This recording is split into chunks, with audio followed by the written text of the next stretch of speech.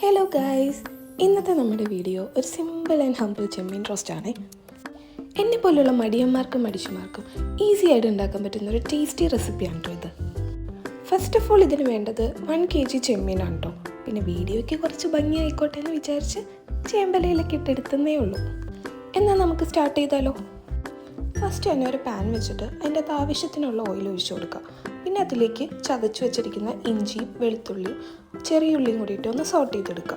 അതൊന്ന് മുരിഞ്ഞ് വരുമ്പോഴേക്കും അതിലേക്ക് കുറച്ച് പച്ചമുളകും കുറച്ച് വേപ്പിലയും കൂടി ഇട്ട് കൊടുക്കുക. ഇതിൻ്റെ കൂടെ അരിഞ്ഞു വെച്ചിരിക്കുന്ന സവാളയും കൂടി ഇട്ട് കൊടുക്കുക കേട്ടോ. എന്നിട്ട് നമുക്ക് ഇതെല്ലാം കൂടി ഒന്ന് മൂപ്പിച്ചെടുക്കാം.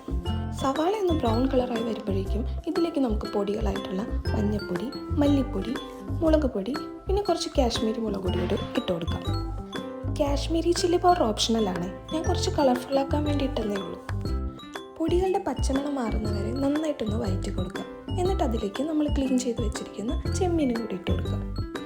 ഇനി ഇത് നല്ലവണ്ണം മിക്സ് ചെയ്തിട്ട് വേവാൻ വേണ്ടി വെക്കാം.